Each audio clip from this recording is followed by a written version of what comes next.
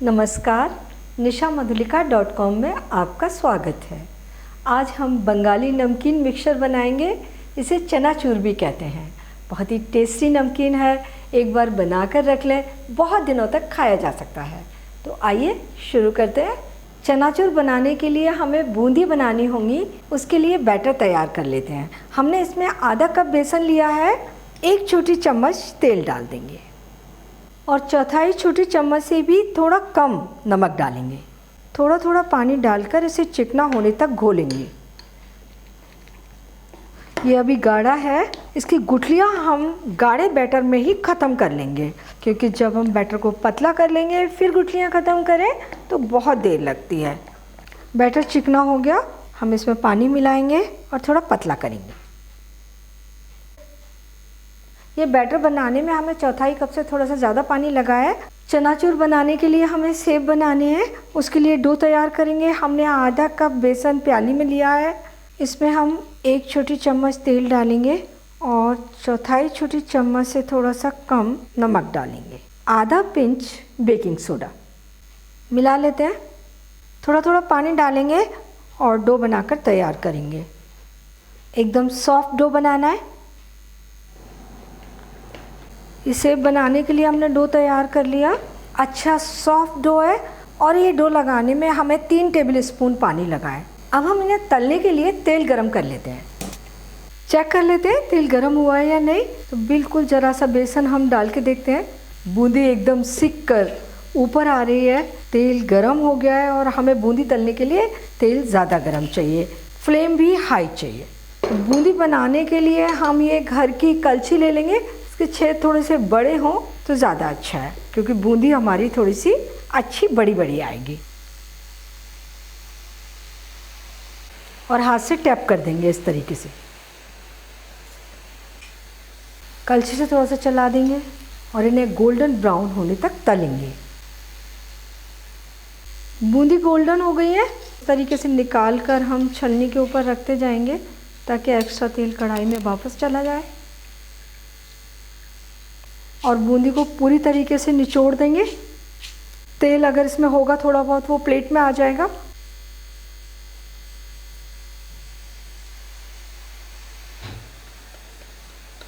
बूंदी को हम प्लेट में रख देते हैं और ये बूंदी भी तलकर तैयार हो गई है। इन्हें निकाल लेते हैं। बूंदियाँ तैयार हो गई। अब हम सेव बनाते हैं। सेव हम मशीन से भी बनाते हैं और कलछी से भी बना लेते हैं। तो अभी हम सेव कलछी से बनाएंगे। ये डो हम कलछी पर रखेंगे। हाथ पर थोड़ा सा तेल लगा लेंगे। हाथ को चिकना कर लेंगे। इस तरीके से हथेली से डो को दबाएंगे। सेव निकल के कढ़ाई में चले जाएंगे।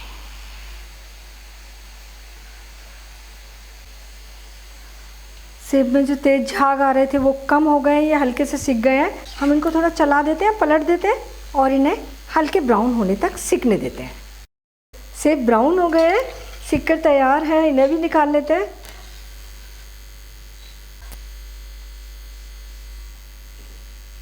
सेव हम इधर रख देते हैं। ये आधा कप भीगी हुई चने की दाल है, तो इसे हम छलनी में तलते हैं। बड़ी आसानी से तल जाएगी। चना दाल को हमने पूरे 6-7 घंटे पानी में भिगोकर ले लिया है। इसे ओवरनाइट भी भिगोकर लिया जा सकता है। इस तरीके से चला भी सकते हैं। झाग काफ़ी कम हो गए हैं और दाल भी ब्राउन दिखने लगी है। दाल तल चुकी है। बारीक चीज़ों को हम छलनी में तलें तो इन्हें बड़ी आसानी से निकाल लेते हैं। अब मटर तलेंगे। ये आधा कप मटर हमने ली है। भीगी हुई और उबाली हुई मटर है। इसी तरीके से तल लेते हैं छलनी में डाल के। ये बारीक चीज़ें हम छलनी में डाल के तलें तो बड़ी आसानी से तल जाती हैं। मटर भी क्रंची सिककर तैयार हो गई। आप चाहें तो एक मटर उठाकर और हाथ से दबा कर देख सकते हैं। अच्छी क्रंची मटर है। अब तलेंगे मूंगफली के दाने। गैस मीडियम कर लेंगे। तेल पहले से ही गरम है, इसी में डालकर हम इन्हें तल लेते हैं। मूंगफली ब्राउन दिखने लगी है, क्रंची हो गई है। ये हमने 1 कप पोहा लिया है, इसे भी तल लेते हैं। आधा पोहा डाल देते हैं। गैस तेज़ रखेंगे, तेल भी अच्छा गर्म है,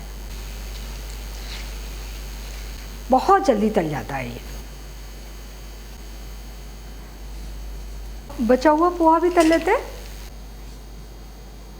और ये हमने थोड़े से करी पत्ते ले लिए, 1/4 कप के लगभग, इसे भी हम तल लेंगे।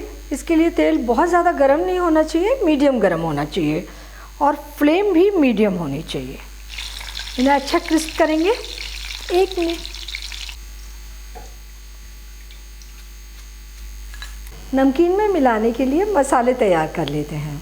साबुत मसाले में हमने 1 इंच सिनेमन का टुकड़ा लिया है, 2 छोटी इलायची और ये 1 छोटी चम्मच काली मिर्च। नमक 1 चम्मच या स्वाद अनुसार नमक ले लेंगे। 1 छोटी चम्मच जीरा और 1 छोटी चम्मच लाल मिर्च पाउडर, एकदम बारीक पीस लेंगे।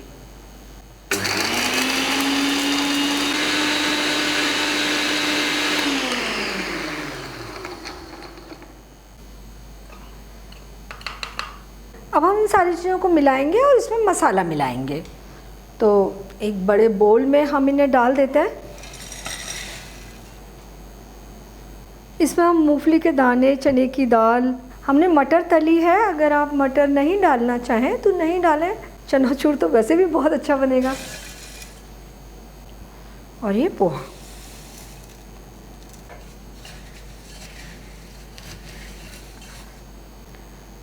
और इसमें से 3 चम्मच मसाला डाल देंगे। मसाला आप अपनी पसंद के अनुसार थोड़ा कम ज़्यादा कर सकते हैं। और ये 2-3 टेबल स्पून किशमिश। और अब हम ये करी पत्ता डाल देते हैं और सारी चीज़ों को अच्छी तरह से मिलाते हैं। इसमें आप कोई भी चीज़ अपनी पसंद के अनुसार कम ज़्यादा कर सकते हैं। नमकीन मिक्सचर बनकर तैयार है, बहुत ही टेस्टी बना है। बनाते समय थोड़ा ध्यान रख रहे हैं, जब आप इन्हें तल रहे होंगे तो एक एक चीज़ को पूरे ध्यान से तलें, थोड़े कम सिके ना रह जाएं या ज़्यादा भी ना सिक जाएं। आप बहुत अच्छा नमकीन मिक्सचर बनाकर तैयार करेंगे। इसे पूरी तरह से ठंडा होने के बाद किसी भी एयर टाइट कंटेनर में भर कर रख सकते हैं और पूरे 2-3 महीने तक इसे खा सकते हैं। तो किसी भी फेस्टिवल पर या ऐसे ही कभी भी इसे बनाया जा सकता है। तो आप इसे बनाइए, खाइए और अपने अनुभव dishamadrika.com पर शेयर कीजिए। एक बार फिर मिलते हैं एक नई रेसिपी के साथ और मेरे चैनल को सब्सक्राइब ज़रूर कीजिए।